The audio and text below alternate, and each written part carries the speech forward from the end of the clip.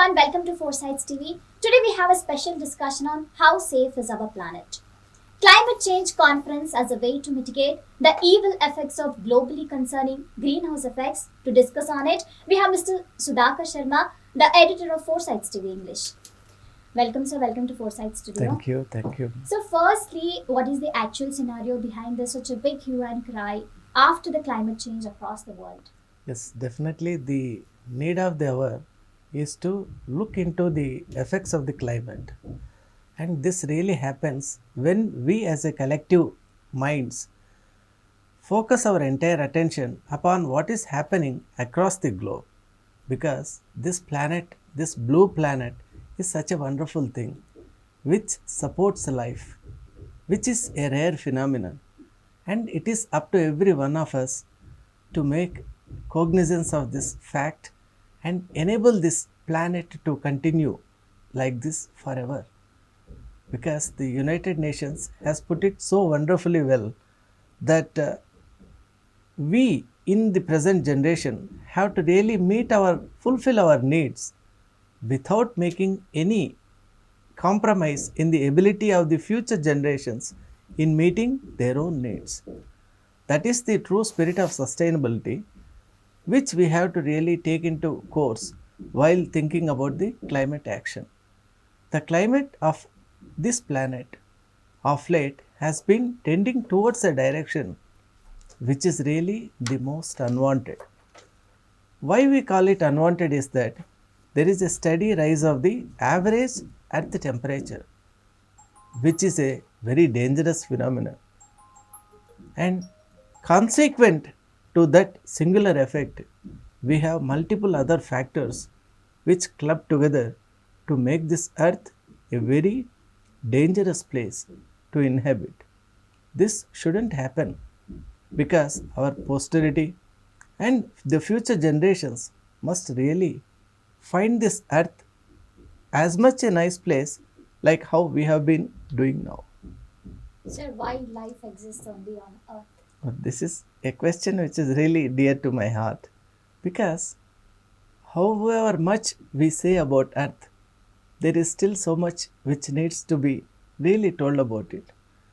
Earth is such a wonderful thing. This planet alone supports life.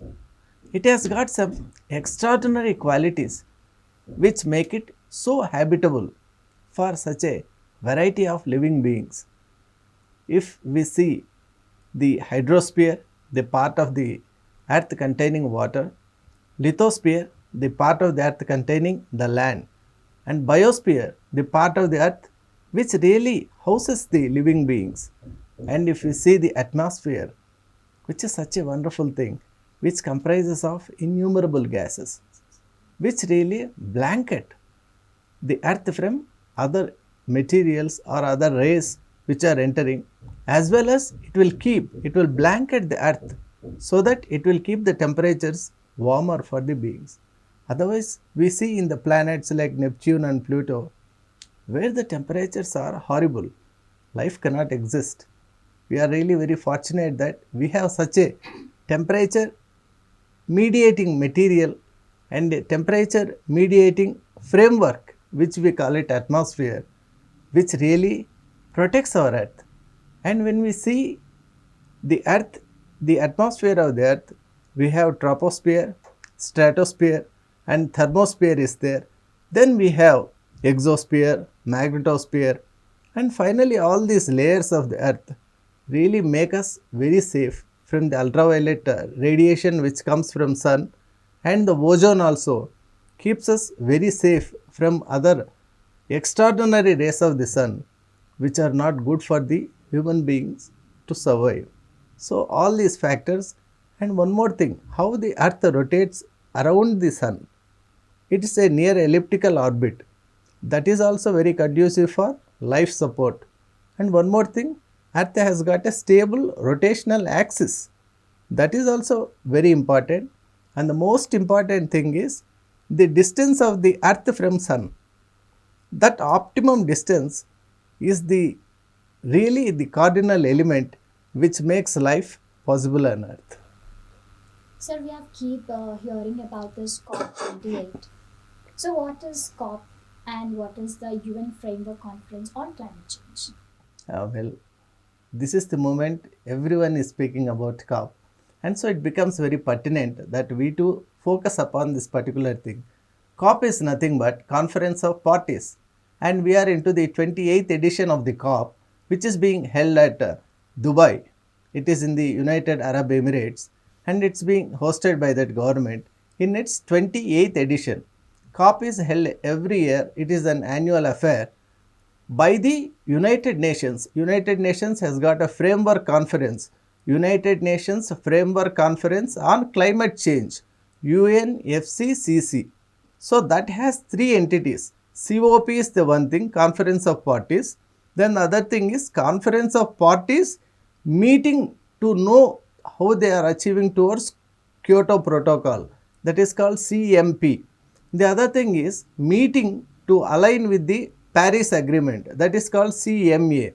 So COP, CMP and this CMA, all these things really help us to understand how we are progressing together as the nations, collective nations, and how we are really moving our efforts in containing the negative effects of the climate change.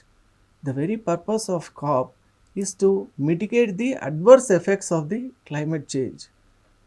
The Paris Agreement has very clearly said in its 21st edition that there is a felt need to really cap the rising temperature of the earth around 1.5 degrees centigrade.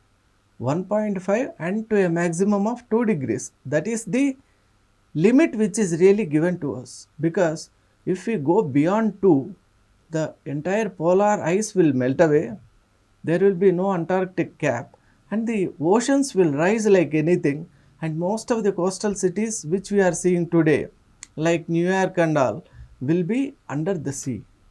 So that is going to be the catastrophe which is in store if we don't align our activities to contain this rise to happen. That is why the UN is very particular, and the UN has got the framework convention where nations around 192 to 196. Actually, Kyoto Protocol was ratified by 192 nations, and subsequent to that, Paris Agreement was ratified by 196 nations. So this clearly shows that the entire earth and the major military heads or the major administrative heads or the major negotiators or the major actors or the major, the civic people or the intelligentsia, everyone is thinking towards attaining this particular goal, and that is really a nice thing. And this COP happening every year is a kind of annual review, because we have to know how far we are progressing towards our set goals. At Kyoto, in this third edition of COP, we have set few goals, and in the 21st edition, in the Paris Agreement, we have set one more goal, 1.5 degree capping. First, in the Kyoto, we have said that the developed countries have to really contribute a lot. They have to really check the emission of greenhouse gases. Now, in this particular context, I would tell you about the greenhouse gases also. We have certain gases like methane, CO2 and SF6. These are all freons. They are called greenhouse emissions. These gases trap the heat without getting radiated into the atmosphere. So that way global warming takes place. I think everyone must have heard about the term global warming.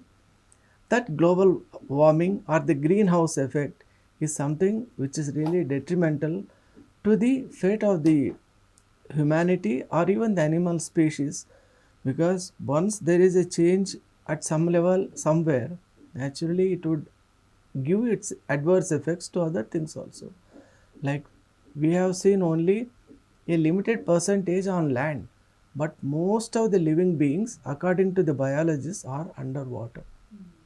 So there is a large amount of the species, large variety of the species which is subsisting underwater, and that marine organisms are really affected by man-made activities. Greenhouse emissions are there. Then man is doing deforestation. He is trying to reduce, he is trying to reduce the thick cover of plants and is trying to invite the carbon footprint more and more, which is really against the principles of science, and it is not for the welfare of the mankind also. That's why the COP28 we are all looking for eagerly that something nice might happen, because it is the concluding phase of GST, we call it global stock trade taking, global stock taking, GST. And it also has something called funding, climate finance is there. So we have to really look forward how far these things will go well in the COP, because it has people from across the country, across the globe, I would say. There all types of negotiators would take action to promote this activity. So, sir, then what is the uniqueness of this COP28 and what will it constitute and what is Yeah. its main agenda? Yeah, definitely. COP28, as we have been discussing, has got a special agenda. Its agenda is something like we have to really make energy transition. We have to really move away from the fossil fuels like oil, natural gas, coal. These are called fossil fuels because the dead remains of the plants and the animals, when they stay in the earth crust for a long time, they turn into the fossil fuels. And when you really burn them or use them, they release CO2, which is really dangerous and harmful for the entire the well-being of the planet.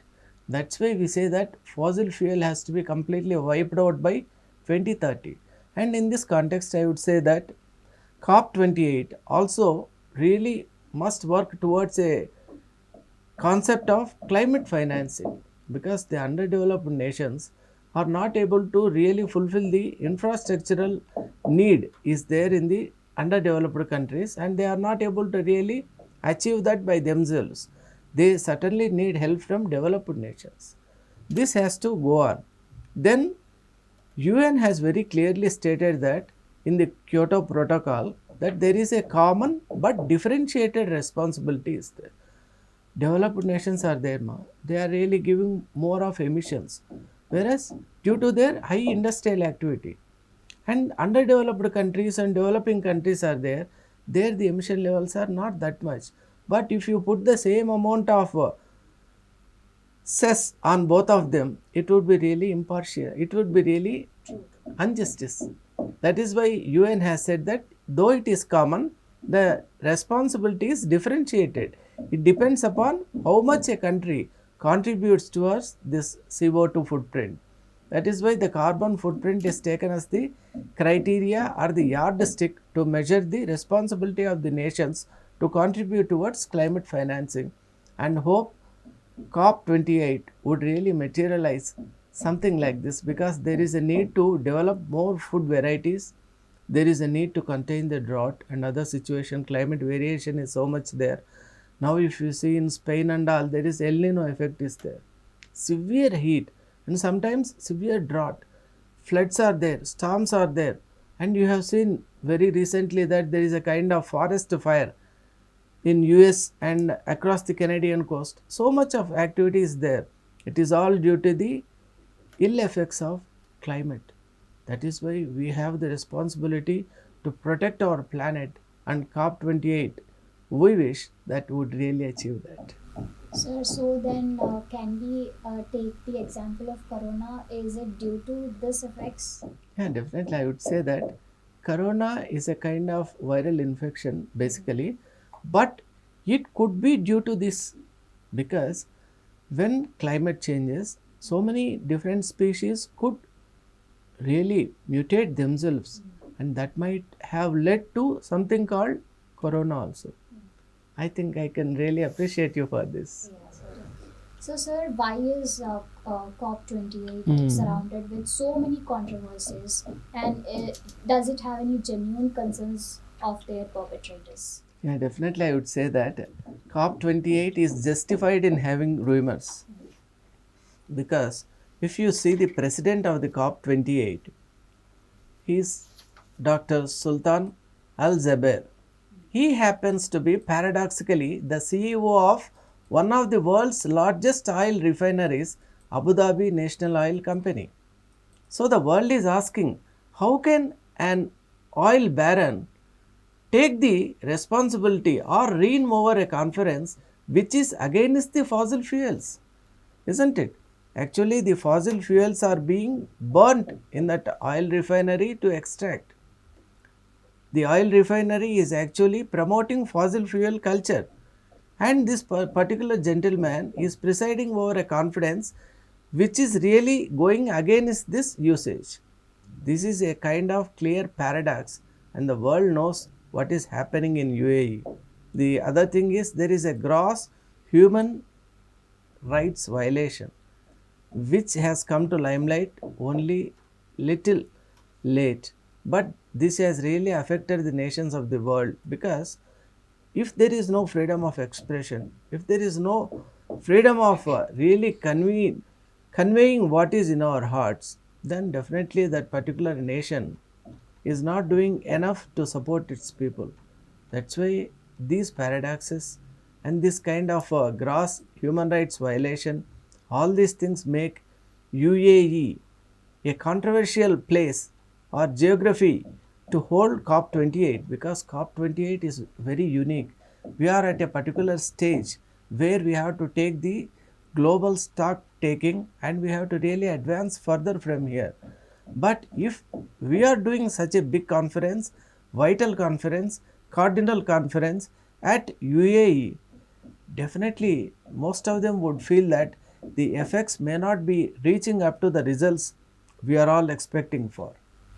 Sir, it is the 28th COP. So, Yes, as we compare now, Delhi is yes, in struggles. yes. So, how is this not helping Delhi after being the 28th conference? Yes, definitely. Your question is really very interesting, because you are asking that we are passing through the 28th edition of COP. Yes. But you find cities like Delhi which are really having a very tough time with Climate. climate.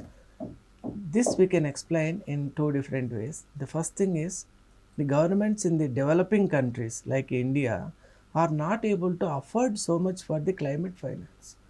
It's our inability to really give the resources required to develop infrastructure to contain the smog and haze and to control other factors which contribute towards it. So that is one reason. The other thing is India is already plagued by too many other considerations. We have got military considerations. Across borders, we have tough time with Bangladesh, Pakistan, Tibet, Bhutan, China. So our energies, our time is spent tackling those things. We are not able to put much emphasis on these things. And added to that, we have got some cultural constraints, like some during some festivals we do some things which are really not in favor of the climate containment. It's just like Yes, lack of focus on lack of focus. It happens, as you have rightly said. Awareness, climate consciousness is clearly missing, and that could be the factor for this. Yes. So finally, what is the truest interference and carry forward essence from the current initiatives upon climate change? Yeah, definitely. I believe in the heart of the hearts that this COP28 really it ignites the minds of the people everywhere to become more conscious. Already the scientists are very clear that the 1.5 degree mark is really that capping is not possible, they are saying.